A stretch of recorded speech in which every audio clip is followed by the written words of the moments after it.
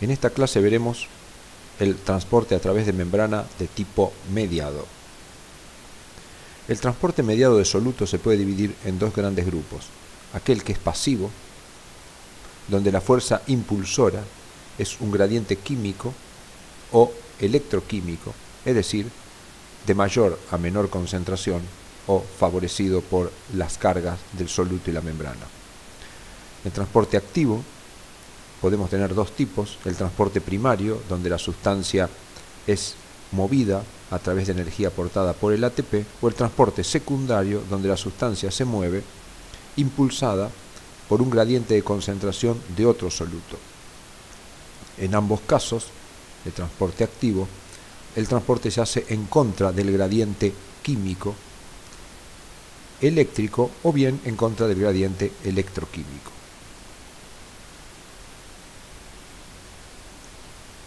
En este dibujo vemos algunas representaciones.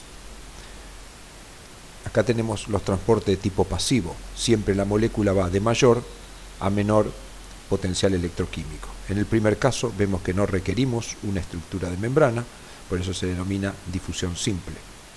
En estos dos casos necesitamos estructuras de membrana y se denominan difusión facilitada.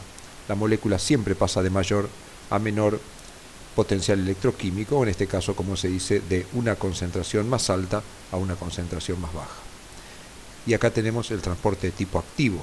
Vemos que la molécula es llevada en sentido contrario, de menor a mayor concentración, ilustrada por el número de puntos que representan el soluto, y hay un aporte de energía que en este caso, como mostramos acá, es por el ATP.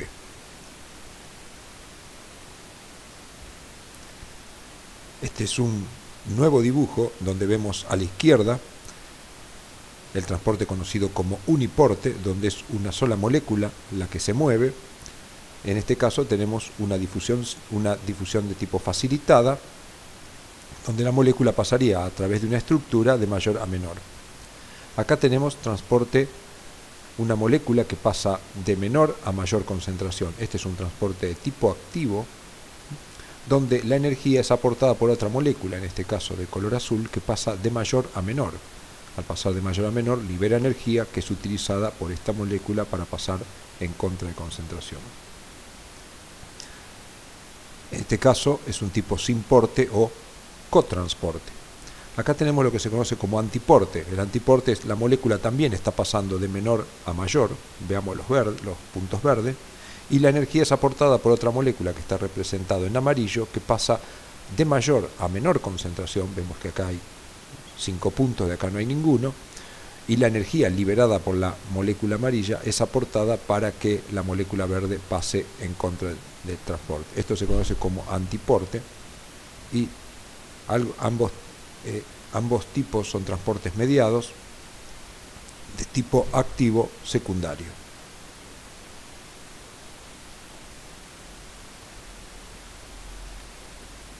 En todos estos tipos de transporte mediados, los transportes tienen una saturación. Acá tenemos una gráfica donde vemos la velocidad de transporte en función de la concentración de soluto. Vemos que a medida que aumenta la concentración de soluto, tenemos una mayor velocidad de transporte, llegando a una velocidad máxima de transporte. Estos puntos son ajustados por una función que se ve acá a la derecha, donde vemos que la velocidad tiene una ecuación de saturación y sigue la cinética similar a las enzimas, caracterizado por la ecuación de Michaelis-Menten. En este tipo de transporte tenemos básicamente dos parámetros: la velocidad máxima de transporte o flujo máximo, que por más que se incremente la concentración de soluto de uno de los lados o la diferencia de concentración, no se superará ese valor, que viene determinado por la cantidad de transportadores que haya en la membrana. Si a esa velocidad máxima la dividimos por 2 e interpolamos con la gráfica, obtenemos un valor de concentración conocido como Km, que nos está hablando de la afinidad que existe entre el soluto y el transportador. A menor valor de Km tendremos mayor afinidad del soluto por el transportador.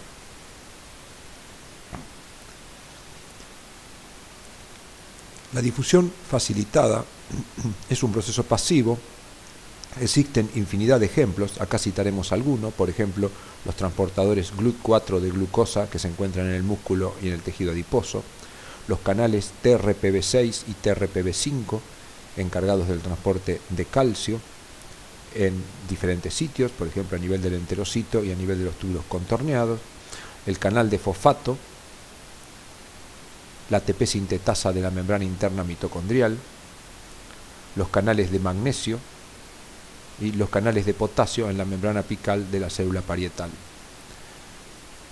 También tenemos transportes de tipo activo dentro de los mediados, por ejemplo el transporte de protones en la cadena respiratoria, los transportadores NAPI2 de fosfato en los túbulos contorneados distal, el intercambiador sodio-calcio en la membrana vasolateral del enterocito, la bomba de calcio en la membrana vasolateral del enterocito, la bomba de protones en la membrana apical de la célula parietal y el transporte de cloruro y bicarbonato en la membrana vasolateral de la célula parietal. Estos son algunos ejemplos que discutiremos en un poco más de detalle.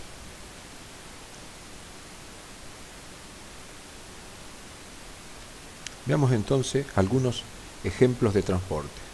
Los aminoácidos son un ejemplo interesante porque tienen más de un tipo de transporte. Debemos recordar que los aminoácidos son estructuras cargadas y utilizan en general transportes mediados.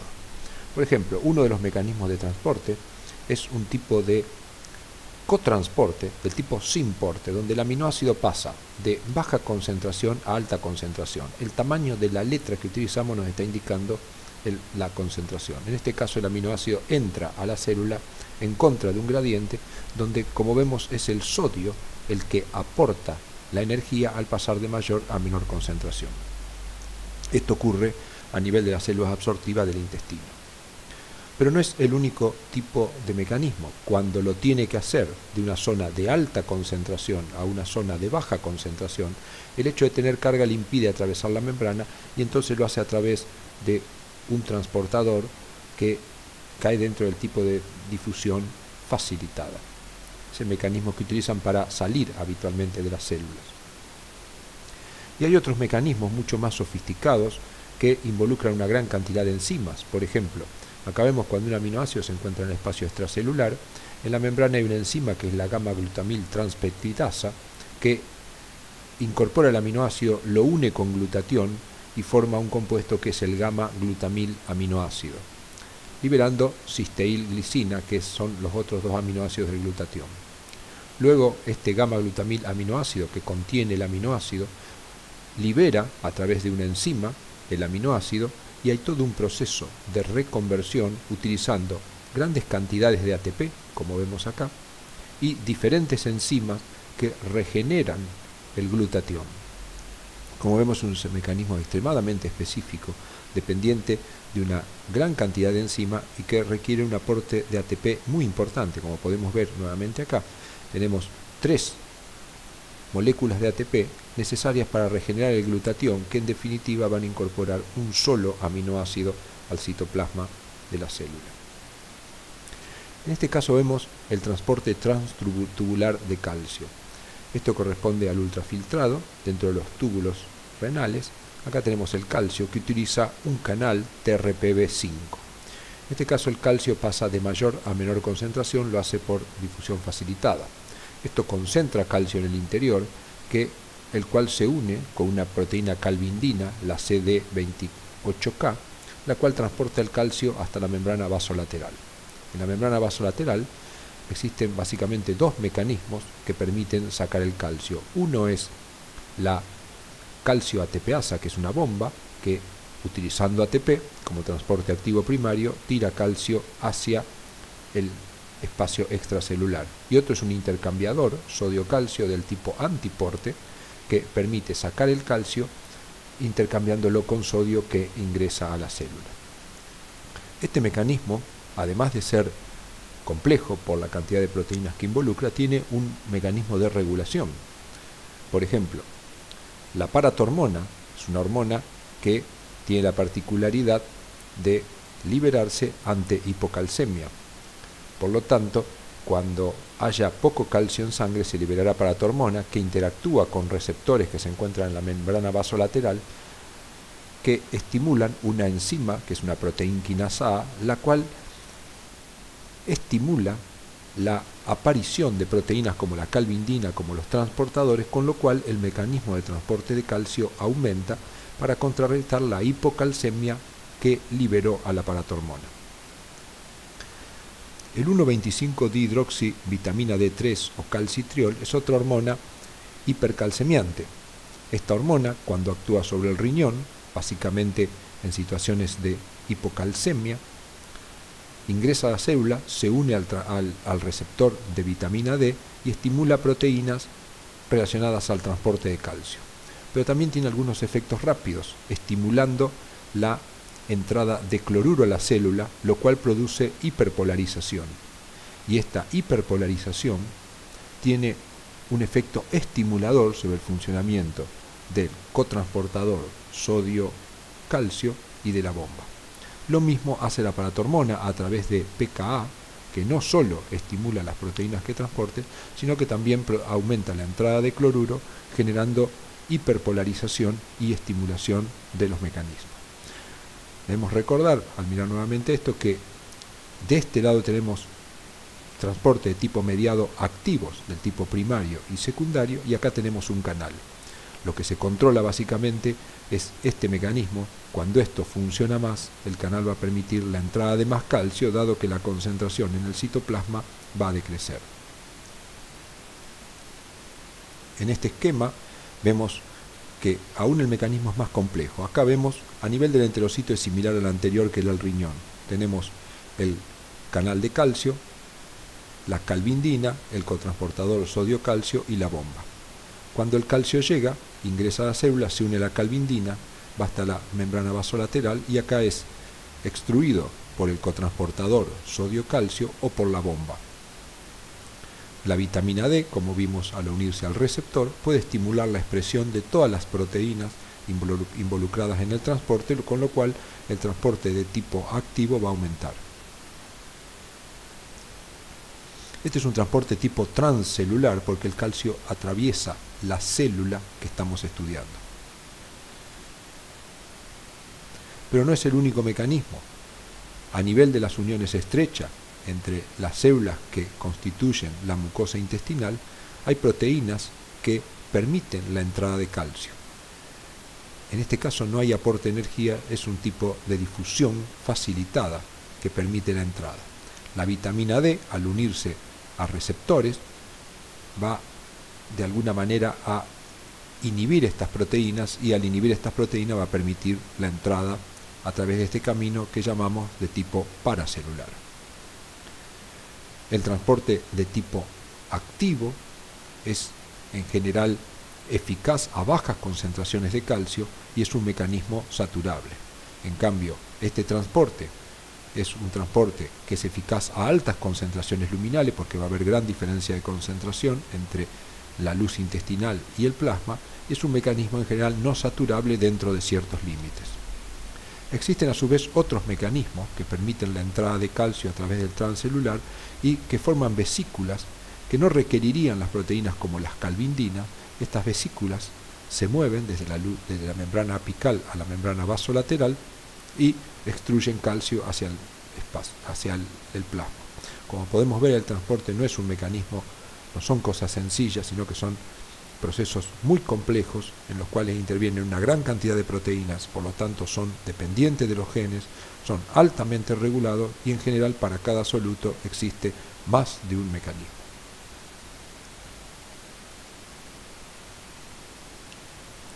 Veamos el transporte transtubular renal de magnesio. El magnesio se encuentra en el ultrafiltrado renal y es reabsorbido, ingresa a la célula del túbulo, donde se une a proteínas del tipo de las calvindinas que lo transportan hacia la membrana vasolateral. En la membrana vasolateral tenemos dos mecanismos a semejanza del calcio. Uno, un cotransporte con sodio, en el cual el magnesio es llevado de manera activa, y otro es un transporte activo primario que utiliza ATP. Este mecanismo es altamente regulado. Veamos algunas de las regulaciones. Una de las regulaciones importantes es la que hace la paratormona.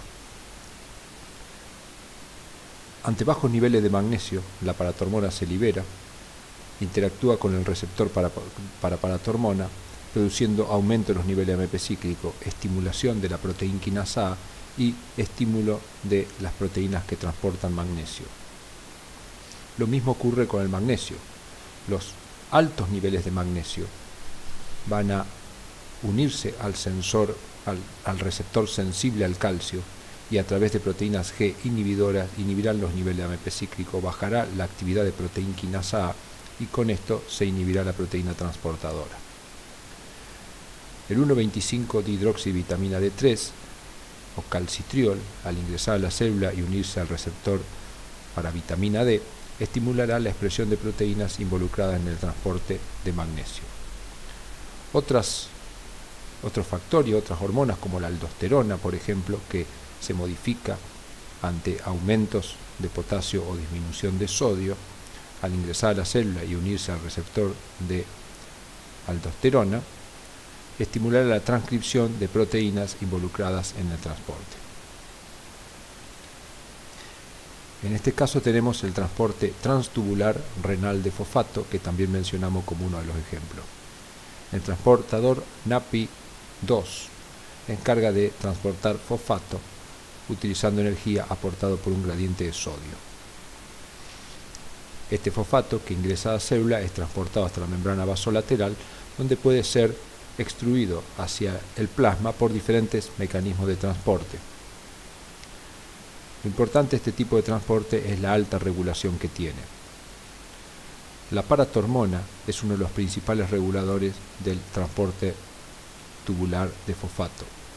La paratormona, al unirse al receptor de paratormona, estimula la proteína quinasa A, la cual inhibe el transportador, separándolo de la membrana e incluyéndolo en vesículas.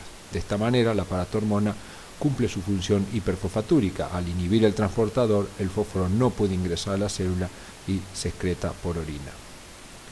Pero son múltiples los factores que influyen sobre el transporte. Tenemos factores que influyen negativamente, que podemos ver en este recuadro, entre los cuales tenemos el péptido natriurético atrial, glucagón, el TGF-alfa, los glucocorticoides, estrógeno, calcitonina y un grupo de proteínas conocidas como fosfatoninas, que son péptidos que regulan el metabolismo del fósforo y que son descubrimientos de las últimas décadas. Otros factores que influyen, pero de esta manera estimulando, son la insulina, las hormonas tiroideas, algunas prostaglandinas, la hormona de crecimiento y la somatomedina como el IGF-1. Como siempre podemos ver entonces que además de ser transporte de tipo mediados y ser proteínas las involucradas, son múltiples los factores que pueden influir sobre el transporte regulándolo ya sea de manera negativa o de manera positiva. Acá tenemos el transporte de protones y cloruro para formar ácido clorhídrico en la luz del estómago. Este mecanismo es un mecanismo también altamente regulado. Cuando ingresan con los alimentos proteínas, estas proteínas estimularán a las células G que liberan gastrina. La gastrina estimula a otras células de la mucosa gástrica, como son las células enterocromafines, que generan histamina, y es la histamina que al interactuar con receptores del tipo RH2 favorecerá la producción de clorhídrico. ¿Cómo lo hace? Al unirse la histamina a RH2, las vesículas que se encuentran en el citoplasma y que contienen al transportador de potasio y protones se insertan en la membrana y utilizando ATP es capaz de tirar protones hacia la luz y potasio hacia el interior. Estos protones se generan a partir de la disociación del ácido fosfórico, del ácido carbónico generado por hidratación del dióxido de carbono. Además de generarse protones, se generan bicarbonato, que es intercambiado también por un transporte mediado a nivel de la membrana basal con el cloruro que ingresa a la célula parietal y acompaña la excreción de protones, como vemos acá, generando el ácido clorhídrico. El otro mecanismo de transporte que mencionamos como ejemplo, es un transporte activo, es la cadena respiratoria. La cadena respiratoria es un transporte que lleva protones desde el interior de la matriz mitocondrial al espacio intermembrana. La energía es aportada por electrones que son aportados por moléculas como el NADH y el FADH que se generan a partir de las rutas metabólicas como la glucólisis, el ciclo de Krebs y la beta-oxidación, que oxidan sustratos provenientes ya sea de los alimentos o de reserva. Estos electrones, al pasar por los componentes de la cadena respiratoria hacia una sustancia de alto potencial de reducción como es el oxígeno, liberan energía, la cual es utilizada para transportar protones en contra de un gradiente y generar de esta manera un gradiente protomotriz. Estos protones, que se encuentran ahora con mayor potencial electroquímico en el espacio intermembrana, van a ingresar a través de un canal que está asociado a una proteína, formando en conjunto lo que se conoce como la ATP sintetasa o ATPasa. Al ingresar de una zona de mayor potencial electroquímico a una zona de menor potencial electroquímico, se libera energía la cual es utilizada para unir el ADP y el fósforo y formar ATP. Esta proteína que produce este acople entre un proceso pasivo y un proceso metabólico de síntesis de un enlace es una proteína compleja que vemos en este dibujo. La proteína consta de una serie de subunidades que forman el conjunto F1 y el FO. Como podemos ver, son una gran cantidad de subunidades proteicas indicadas con letras griegas con A, C y B. Cuando el protón ingresa a favor de un gradiente, produce un giro de las subunidades epsilon y gamma que produce cambios conformacionales a nivel de las proteínas alfa y beta que componen F0. Estos cambios conformacionales desplazan entre sí aminoácidos y al estar unido el ADP y el fósforo producen una aproximación del ADP y el fósforo de manera de que la formación del enlace entre ADP y fósforo se hace favorable generando la molécula de ATP. Como podemos ver, todos los mecanismos mediados son mecanismos extremadamente complejos que involucran, como vemos en este caso, una gran cantidad de subunidades proteicas que por lo tanto están dependiendo de la correcta expresión de genes. Por lo tanto, podríamos decir, para finalizar, que todo el transporte mediado es un transporte que se encuentra codificado en los genes y que cada especie tendrá el transporte mediado que sus genes le indiquen.